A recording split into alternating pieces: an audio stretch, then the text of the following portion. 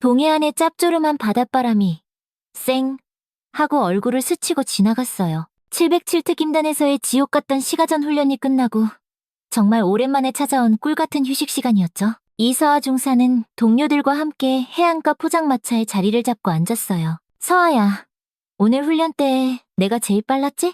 박채원 중사가 소주잔을 짠 부딪히며 싱글벙글 웃었어요. 역시 우리 팀 에이스라니까. 서아는 그저 조용히 고개만 끄덕였죠.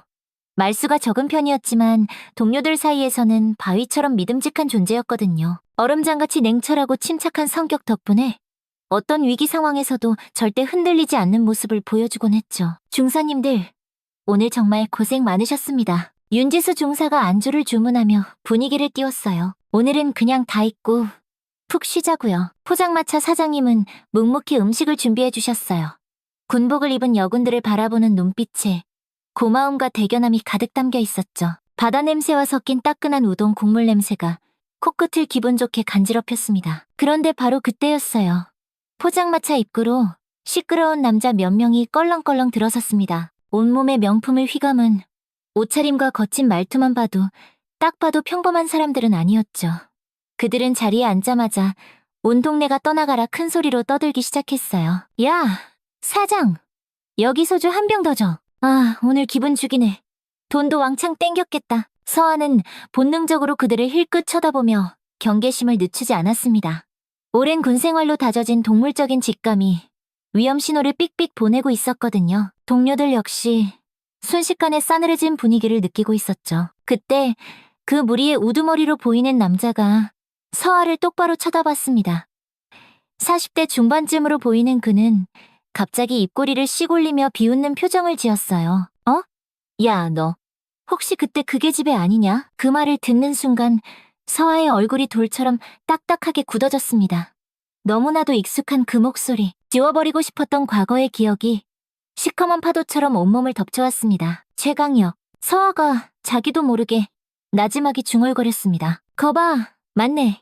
이서아 맞잖아. 최강혁이 박수를 짝 치면 포장마차에 울릴 정도로 크게 웃었습니다. 이야, 세상 참 좁다. 안 그래? 그때 그 문제야 계집애가 지금은 군인이 다 됐네? 채원과 지수는 긴장한 표정으로 서아를 바라봤습니다.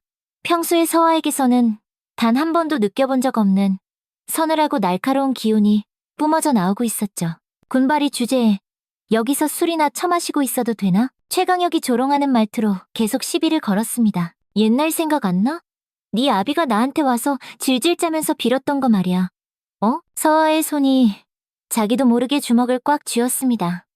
15년 전 중학교 시절의 악몽 같던 기억들이 마치 어제 일처럼 선명하게 떠올랐습니다. 그때 느꼈던 무력감과 찢어질 듯한 분노가 다시 심장을 꽉 조여왔습니다. 그때 일은 결국 네가 잘못한 거였잖아. 안 그래? 그냥 그렇게 인정하고 살지? 최강혁은 비열한 웃음을 멈추지 않았습니다. 바로 그 순간 15년간 굳게 닫혀있던 운명의 문이 끼익 소리를 내며 다시 열리기 시작했습니다. 과연 이 운명적인 상황을 그녀는 어떻게 해결했을까요?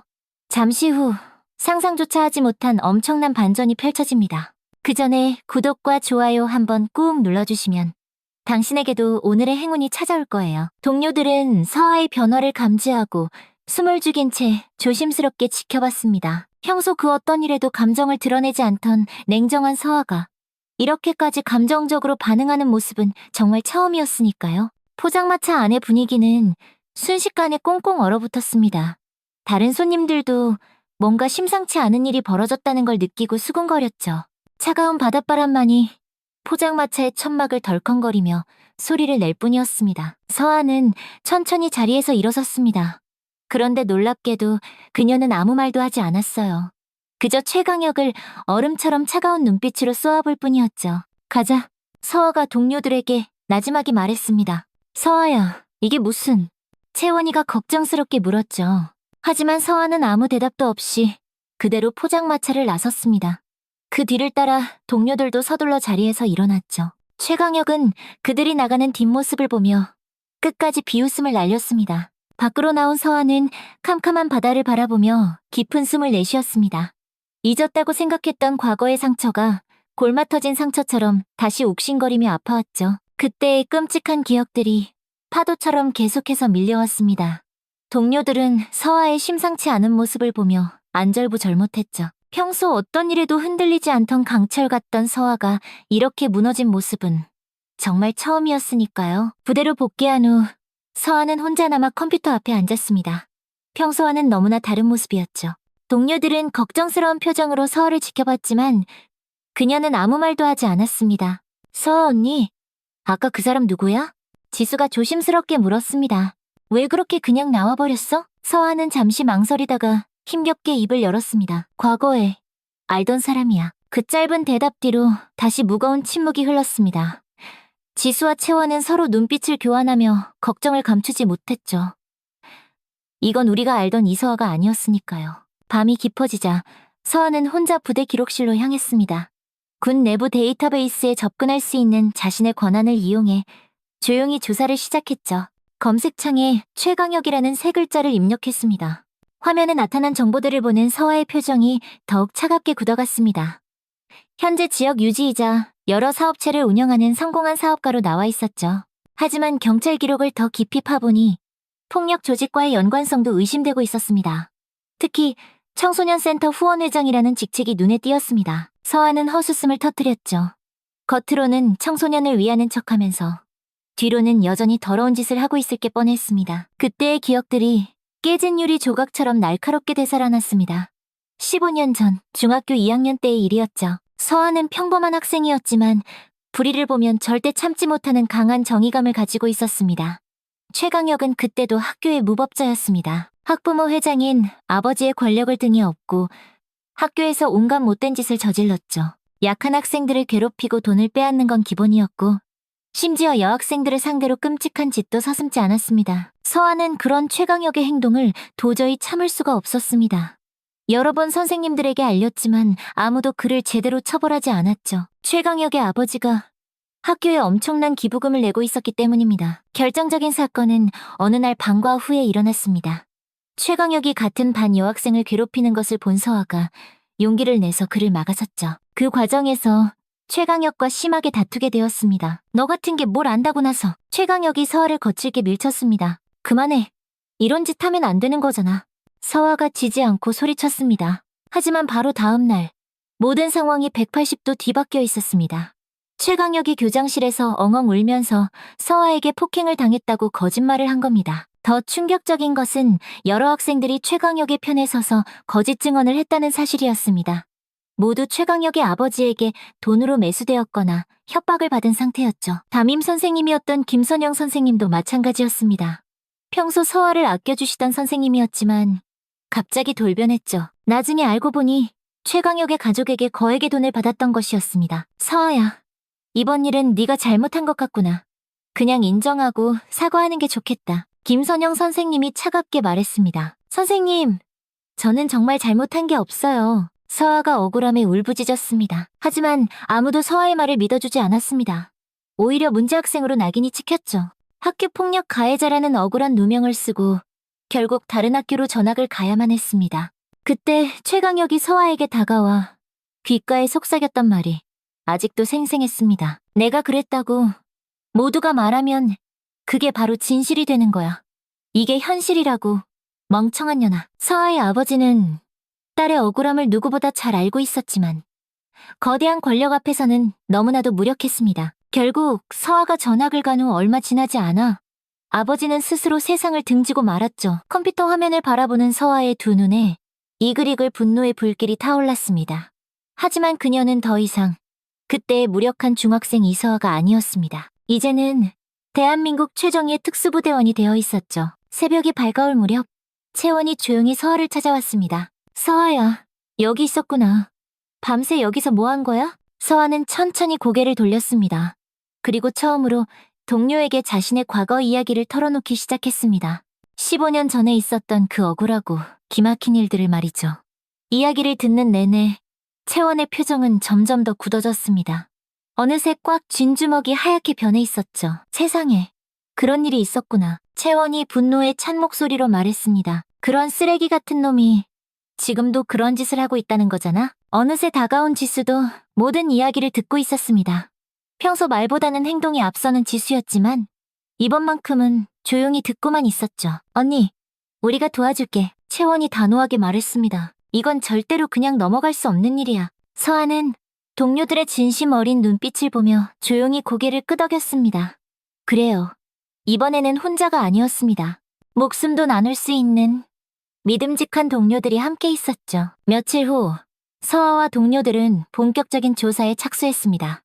정보 수집 전문가인 지수가 먼저 최강혁의 현재 상황을 샅샅이 파헤치기 시작했죠. 언니, 이것 좀 봐. 지수가 노트북 화면을 가리키며 말했습니다. 최강혁이 운영하는 사업체 목록이야. 화면에는 여러 업체들이 나열되어 있었습니다. 겉보기에는 모두 합법적인 사업처럼 보였지만 조금만 깊이 파고들면 의심스러운 구석이 한두 군데가 아니었죠. 특히 이 청소년센터 후원회장이라는 직책 좀 봐. 진짜 기가 막히지 않아? 채원이 분노하며 말했습니다. 청소년을 보호한답시고 뒤로는 서아의 표정이 더욱 차갑게 변했습니다. 과거에 자신을 그렇게 잔인하게 괴롭혔던 인간이 이제 와서 청소년 보호를 내세우고 있다니 역겨워서 참을 수가 없었죠. 더 자세히 알아봐야겠어. 서아가 결심의 찬 목소리로 말했습니다. 그들은 휴가를 내고 평범한 민간인 복장으로 최강혁의 동선을 파악하기 시작했습니다. 그리고 며칠간의 끈질긴 관찰 끝에 정말 충격적인 사실을 발견하게 되죠. 최강혁이 운영하는 바로 그 청소년 센터 근처에 대규모 불법 도박장이 숨겨져 있었던 겁니다. 그곳에는 심지어 교복을 입은 미성년자들도 버젓이 드나들고 있었죠. 겉으로는 청소년을 돕는다고 선한 얼굴을 하면서 뒤로는 그 순진한 아이들을 범죄의 구렁텅이로 밀어넣고 있었던 겁니다. 이건 정말 악마가 따로 없네? 지수가 이를 갈며 말했습니다. 증거를 확보해야 해. 서아는 직접 그 도박장 근처에서 며칠 밤낮으로 잠복 조사를 시작했습니다. 15년 전처럼 무력하게 당하고만 있을 생각은 추호도 없었죠. 이번에는 반드시 확실한 증거를 잡아낼 작정이었습니다. 하지만 그들의 움직임이 교활한 최강혁의 귀에 들어가고 말았습니다. 최강혁은 여전히 비열하고 교활했죠. 그는 과거처럼 또다시 서아를 함정에 빠뜨릴 음흉한 계획을 세웠습니다. 어느 날 오후, 서아가 부대에서 일과를 마치고 숙소로 돌아가는 길이었습니다. 그런데 평소와 다르게 부대 내부가 어수선했죠. 이서아 중사, 헌병이 서아를 불러 세웠습니다. 즉시 대대장실로 오시기 바랍니다. 서아는 무슨 일인지 영문을 모른 채 헌병을 따라갔습니다. 대대장실에는 황인철 부대장과 여러 간부들이 아주 심각한 표정으로 앉아 있었죠. 이서아 중사, 앉아. 황인철 부대장이 무거운 목소리로 말했습니다. 아주 심각한 문제가 책상 위에는 서아의 숙소에서 발견되었다는 서류들이 잔뜩 놓여 있었습니다. 하지만 그 서류들은 서아가 생전 처음 보는 것들이었죠. 이게 뭡니까? 서아가 당황하며 물었습니다. 폭약 제조 관련 자료들이다. 황인철 부대장이 대답했습니다. 네 숙소에서 발견됐어. 어떻게 된 건지 설명해봐. 서아는 도저히 믿을 수가 없었습니다. 자신의 숙소에서 그런 끔찍한 것들이 나왔다니요. 누군가 고의로 자신을 함정에 빠뜨리기 위해 심어놓은 것이 분명했습니다. 부대장님, 저는 이런 자료 본 적도 없습니다. 서아가 억울함을 호소했습니다. 누군가 조작한 것이 틀림없습니다. 하지만 상황은 점점 더 악화되었습니다. 설상가상으로 익명의 제보까지 들어와서 서아가 군사기밀을 외부에 유출하려 했다는 의혹까지 제기되었죠. 지금부로 이서아 중사의 모든 권한을 정지한다. 황인철 부대장이 안타까운 표정으로 말했습니다. 조사가 끝날 때까지 대기 명령이야. 서아는 순간 15년 전의 기억이 되살아나는 것 같았습니다. 또다시 억울한 누명을 쓰고 있었습니다. 그때처럼 아무도 자신의 말을 믿어주지 않는 것만 같았죠. 숙소로 돌아온 서아를 채원과 지수가 기다리고 있었습니다. 이미 소문이 부대 전체에 쫙 퍼진 상태였죠. 서아야, 괜찮아? 채원이가 걱정스럽게 물었습니다. 또 당했어. 서아가 힘없이 말했습니다. 15년 전이랑 똑같이 또 당했어. 지수는 분노에 찬 표정으로 주먹을 꽉 쥐었습니다. 이런 식으로는 안 돼. 우리가 직접 나서야 해. 하지만 어떻게? 서아가 절망적인 표정으로 물었습니다. 우리 힘으로 진실을 밝혀내는 거야. 채원이가 단호하게 말했습니다. 이번에는 절대로 그냥 넘어가지 않을 거야. 그날 밤 세 사람은 머리를 맞대고 작전을 세웠습니다. 서아가 공식적으로 움직일 수 없다면 동료들이 대신 움직이기로 한 거죠. 지수가 가장 위험한 역할을 맡기로 했습니다.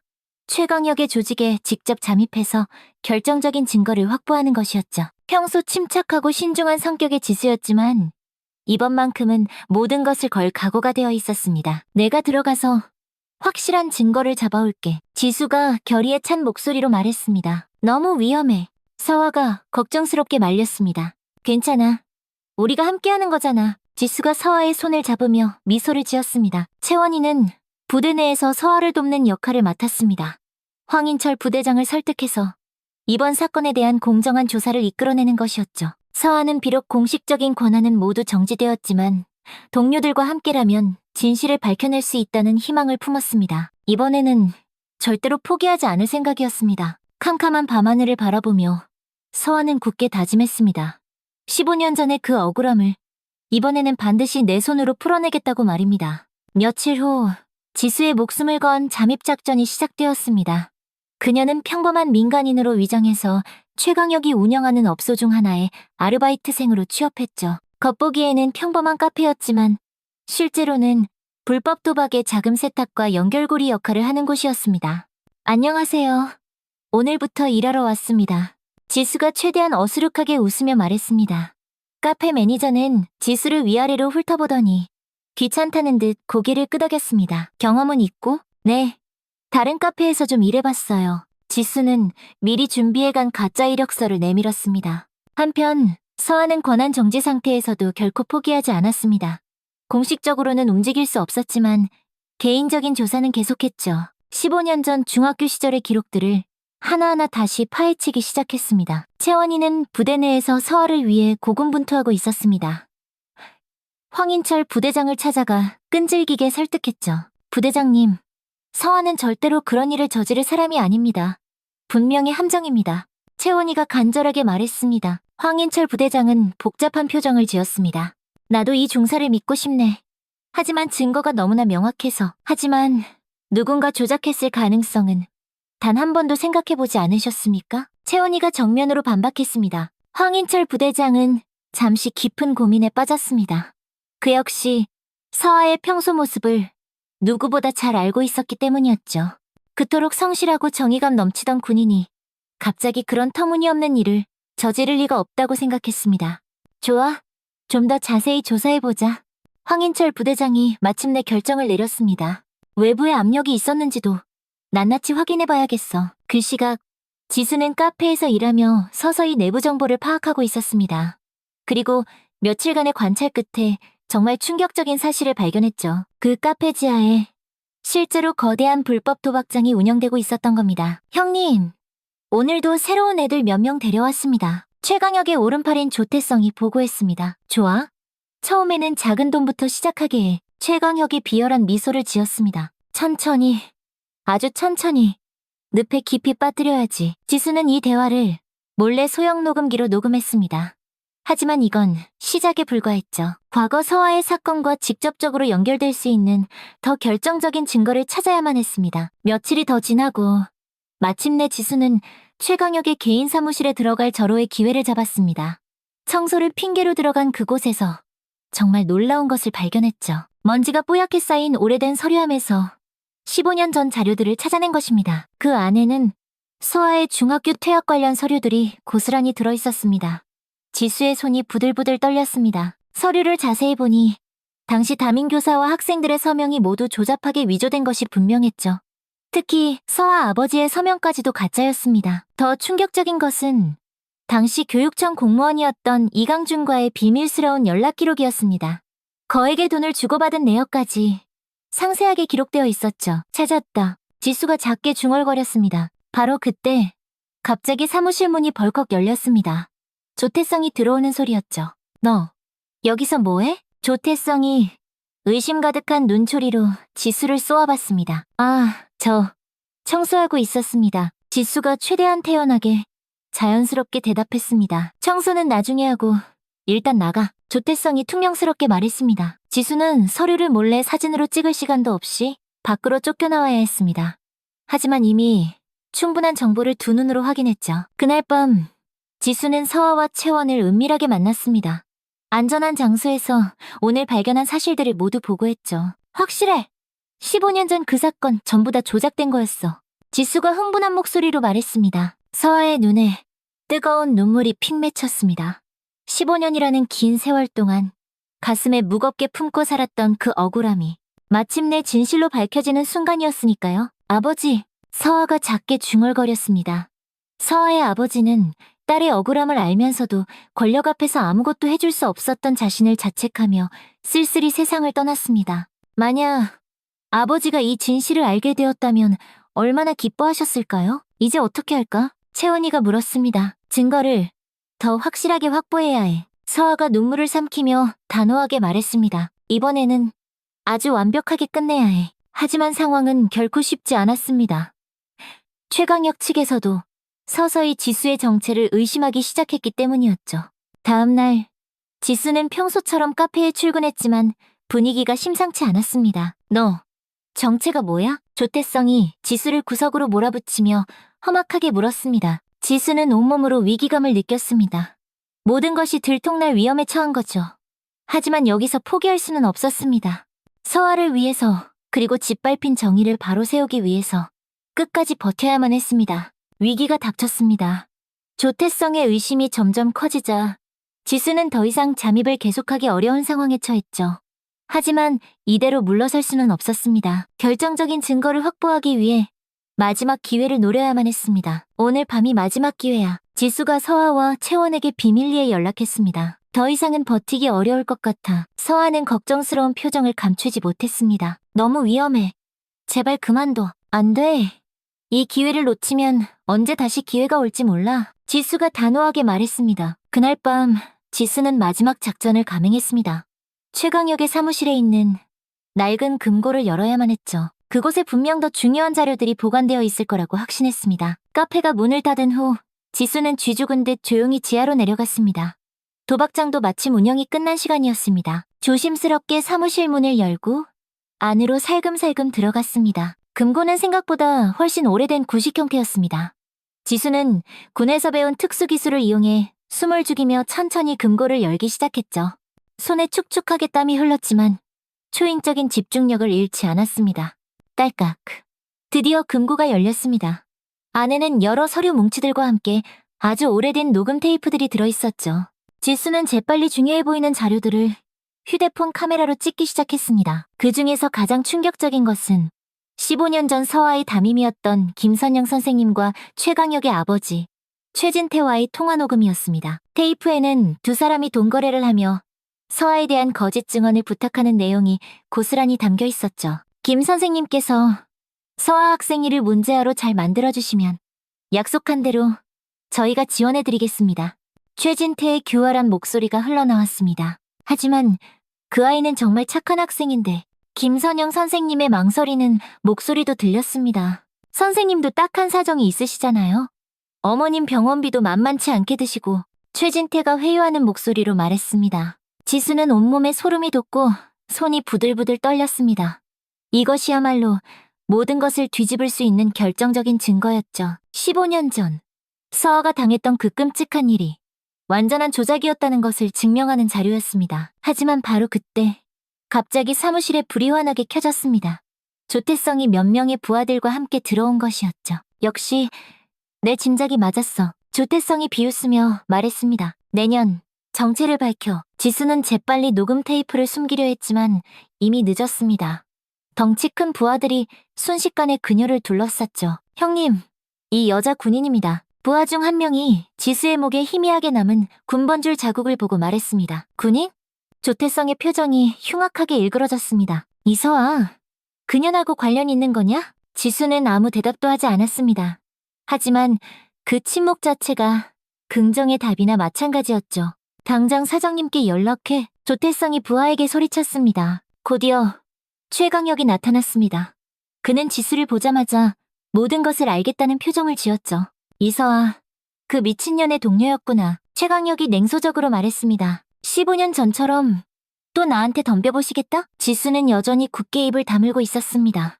하지만 마음속으로는 어떻게든 이 증거들을 서아에게 전달해야 한다고 생각했죠. 이 테이프들은 다 뭐야? 최강혁이 금고에서 나온 자료들을 보며 물었습니다. 조태성이 상황을 설명하자 최강혁의 얼굴이 흉측하게 일그러졌습니다. 자신의 더러운 과거 범죄 증거들이 발각되었다는 사실을 깨달은 거죠. 이런 쓰레기 같은 것들이 왜 아직도 여기에 있어? 최강혁이 분노하며 소리쳤습니다. 아버님께서 혹시 모르니 보관하라고 하셔서. 조태성이 당황하며 대답했습니다. 최강혁은 멍청하게 증거를 남겨둔 자신의 아버지를 원망했습니다. 하지만 이미 늦었죠. 지수가 이미 너무 많은 것을 확인한 상태였습니다. 이 여자를 어떻게 할까요, 형님? 조태성이 물었습니다. 최강혁은 잠시 고민에 빠졌습니다. 현지 군인을 함부로 해칠 수는 없었기 때문이었죠. 하지만 이대로 곱게 보내줄 수도 없는 노릇이었습니다. 일단 꽁꽁 묶어두고 생각해보자. 최강혁이 결정했습니다. 바로 그때 지수가 처음으로 입을 열었습니다. 이미 늦었어. 지수가 차갑게 말했습니다. 모든 증거는 이미 전송됐거든. 사실 지수는 만일의 사태에 대비해 일부 자료들을 서아에게 실시간으로 전송해둔 상태였습니다. 휴대폰의 자동 백업 기능을 이용한 것이었죠. 최강혁의 얼굴이 잿빛으로 굳어졌습니다. 15년 전처럼 돈과 권력으로 쉽게 은폐할 수 있는 상황이 아니라는 것을 깨달았기 때문입니다. 한편 서아와 채원이는 지수와의 연락이 갑자기 끊어진 것을 알고 발을 동동 구르고 있었습니다. 뭔가 잘못되었다는 것을 직감했죠. 지수한테서 마지막 메시지가 온 게 언제였지? 채원이가 초조하게 물었습니다. 벌써 3시간 전이야. 서아가 불안한 목소리로 답했습니다. 바로 그때 서아의 휴대폰에 알림이 울렸습니다. 지수가 보낸 자료들이 클라우드에 자동으로 백업된 것이었죠. 서아는 그 자료들을 확인하며 충격과 분노에 휩싸였습니다. 이거야. 우리가 찾던 바로 그 증거들이야. 서아가 흥분하며 말했습니다. 하지만 동시에 지수의 안전이 너무나도 걱정되었습니다. 이렇게나 중요한 자료들을 발견했다는 것은 그만큼 지수가 위험한 상황에 처했다는 뜻이었기 때문이죠. 지수를 구해야 해. 서아가 결심에 찬 목소리로 말했습니다. 지수의 실종 소식이 확인되자마자 서아와 채원이는 즉시 행동에 나섰습니다. 더 이상 1분 1초도 기다릴 수 없었죠. 사랑하는 동료의 생명이 위험에 처한 상황이었습니다. 당장 부대장님께 보고해야 해. 채원이가 급하게 말했습니다. 서아는 지수가 목숨을 걸고 전송한 모든 자료들을 깔끔하게 정리했습니다. 15년 전에 조작된 증거들부터 현재의 불법 도박장 운영, 그리고 청소년들을 범죄로 끌어들이는 증거까지 모든 것이 명백했죠. 황인철 부대장실로 달려간 두 사람은 숨을 헐떡이며 모든 상황을 설명했습니다. 부대장님, 윤지수 중사가 위험합니다. 채원이가 다급하게 외쳤습니다. 대체 무슨 일이야? 황인철 부대장이 심각한 표정으로 물었습니다. 서아가 모든 증거 자료들을 보여주며 차분히 설명했습니다. 자신의 가슴 아픈 과거 이야기부터 현재 최강혁이 저지르고 있는 끔찍한 범죄들까지 상세하게 보고했죠. 황인철 부대장은 자료들을 하나하나 살펴보며 표정이 점점 더 굳어져 갔습니다. 특히 15년 전 조작된 서류들과 녹음 테이프 내용을 확인하고는 분노를 감추지 못했습니다. 세상에, 이런 끔찍한 일이 있었구나. 황인철 부대장이 안타까운 목소리로 말했습니다. 이중사, 정말 미안하다. 내가 지금은 그런 게 중요한 게 아닙니다. 서아가 간절하게 말했습니다. 지수를, 윤지수 중사를 구해야 합니다. 황인철 부대장은 즉시 상황실에 비상연락을 취했습니다. 긴급 작전을 준비하라는 지시였죠. 대한민국 최강 707특임단의 진짜 실력을 보여줄 때가 온 것입니다. 군경 합동작전으로 간다. 황인철 부대장이 결연하게 결정했습니다. 이번엔 저 악마 같은 놈들의 뿌리까지 완전히 뽑아버리는 거야. 한편 최강혁의 아지트에서는 극도의 긴장감이 감돌고 있었습니다. 지수를 붙잡아 놓긴 했지만 이미 모든 증거들이 유출된 상황이었기 때문이죠. 형님, 이제 우리 어떻게 합니까? 조태성이 불안에 떨며 물었습니다. 최강혁은 초조하게 사무실에 왔다 갔다 했습니다.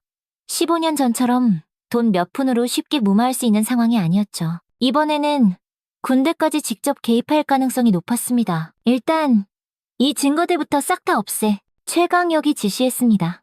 그리고 이 여자도. 하지만 바로 그 순간 건물 밖에서 수십 대의 사이렌 소리가 요란하게 울려 퍼졌습니다. 경찰과 군부대가 동시에 출동한 것이었죠. 포위됐습니다. 부하 중 한 명이 다급하게 보고했습니다. 최강혁의 얼굴이 새파랗게 질렸습니다.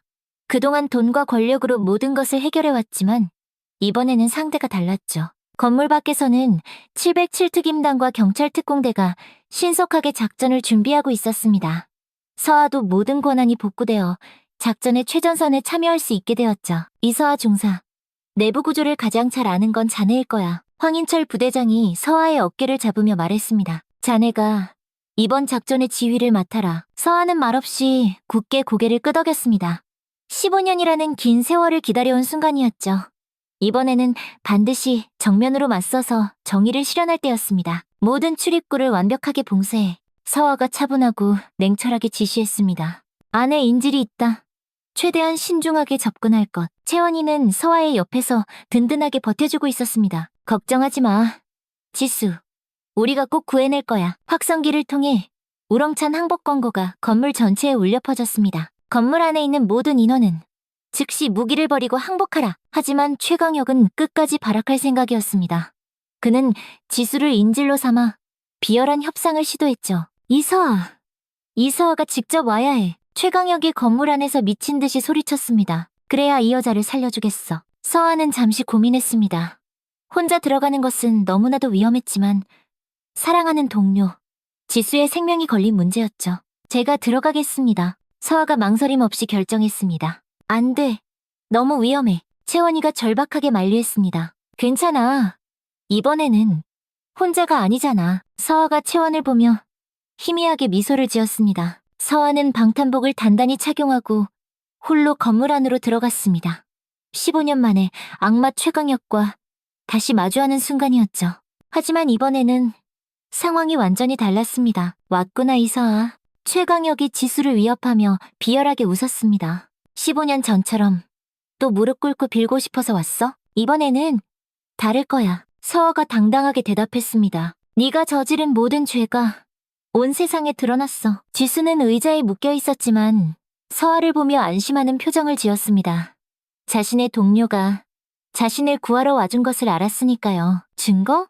까짓 거. 그런 게 무슨 소용이야? 최강혁이 여전히 거만하게 말했습니다. 이 바닥은 돈과 권력이면 다 해결돼. 하지만 이번에는 정말 달랐습니다.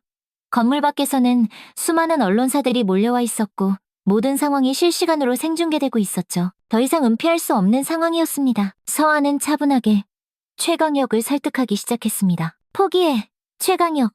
더 이상 네가 도망칠 곳은 없어. 숨막히는 긴장감이 극도로 치솟는 상황에서 서아와 최강혁이 마주했습니다. 15년 만의 재회였지만 이번에는 완전히 다른 입장에서 만난 것이었죠. 포기하라고? 최강혁이 히스테릭하게 웃었습니다. 내가 누군지 아직도 몰라? 이 동네에서는 내 말이 곧 법이야. 하지만 서아는 더 이상 과거에 힘없고 무력했던 중학생이 아니었습니다.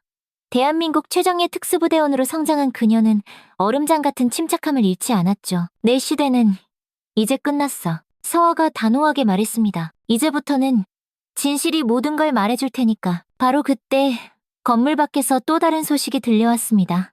15년 전 서아의 담임이었던 김선영 선생님이 경찰에 자진해서 나타난 것이었죠. 그녀는 15년이라는 긴 세월 동안 밤마다 양심의 가책에 시달려왔습니다. 제가 증언하겠습니다. 김선영 선생님이 확성기를 통해 떨리는 목소리로 외쳤습니다. 15년 전 그 일은 모두 조작된 것이었습니다. 서아는 아무 잘못도 없는 무고한 아이였습니다. 확성기를 통해 생생하게 들려오는 김선영 선생님의 증언에 최강혁의 얼굴이 경악으로 일그러졌습니다. 자신의 완벽했던 계획이 모래성처럼 무너지기 시작한 것을 느꼈죠. 저 늙은 여자가 뭘 안다고 짓거려? 최강혁이 분노하며 소리쳤습니다. 하지만 증언은 계속되었습니다. 당시 돈에 매수되었던 다른 교사들과 협박에 못 이겨 거짓말을 했던 학생들도 하나둘씩 나타나 진실을 털어놓기 시작했죠.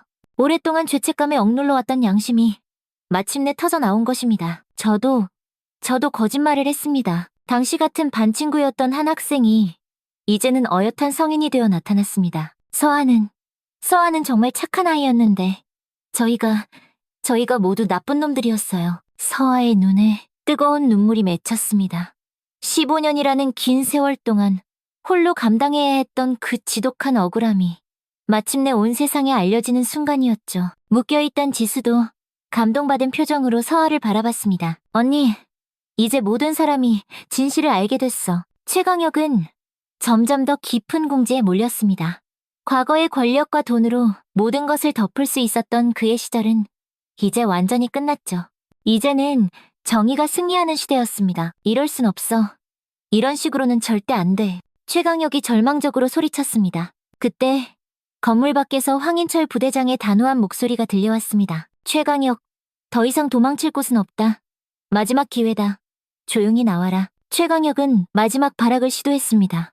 지수의 목에 칼을 겨누며 더 강하게 위협했죠. 하지만 서하는 이미 모든 계획을 세워두고 있었습니다. 알았어. 네 조건을 들어줄게. 서하가 말했습니다. 대신 지수부터 먼저 풀어줘. 아니, 네가 먼저 무기를 버려. 최강혁이 요구했습니다. 서하는 천천히 무기를 내려놓는 척했습니다. 하지만 그것은 적을 속이기 위한 함정이었죠.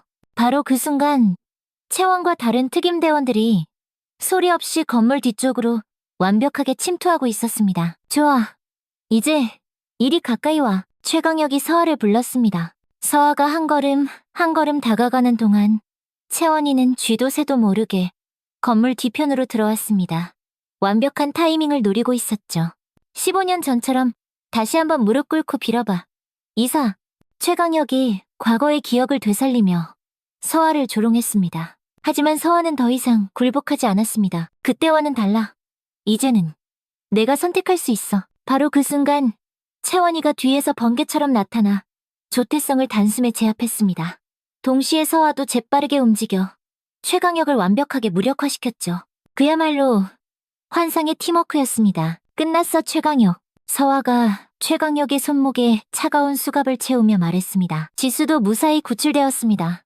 동료들과 뜨겁게 포옹하며 그동안의 긴장과 두려움을 모두 털어냈죠. 건물 밖으로 끌려나온 최강혁은 수많은 언론과 시민들의 분노 어린 시선을 받으며 경찰차에 태워졌습니다. 한때 이 지역을 주름잡던 거대 권력자의 비참하고 초라한 몰락의 순간이었죠. 이서하 중사, 정말 고생 많았다. 황인철 부대장이 서하의 어깨를 따뜻하게 두드려 주었습니다. 이제 모든 게 끝났어. 하지만 서하에게는 아직 한 가지 더 해야 할 일이 남아 있었습니다. 바로 아버지의 무덤에 가서 마침내 진실이 밝혀졌다는 소식을 전해드리는 것이었죠. 김선영 선생님도 서하에게 다가와 그 자리에 무릎을 꿇었습니다. 서하야, 정말 미안하다. 이 못난 선생님이 너무나 큰 죄를 지었어. 이제 괜찮아요, 선생님? 서하가 선생님을 일으켜 세우며 말했습니다. 가장 중요한 건 진실이 밝혀졌다는 거예요. 그날 밤 서하는 동료들과 함께 조용히 아버지의 묘소를 찾았습니다. 15년 만에 사랑하는 딸의 억울함이 모두 풀렸다는 기쁜 소식을 전하러 간 것이었죠. 아버지, 이제 다 끝났어요. 서하가 묘비 앞에서 뜨거운 눈물을 흘리며 말했습니다. 아버지가 믿어주셨던 딸이 마침내 해냈어요. 시원한 밤바람이 불어와 서하의 머리카락을 부드럽게 스쳤습니다.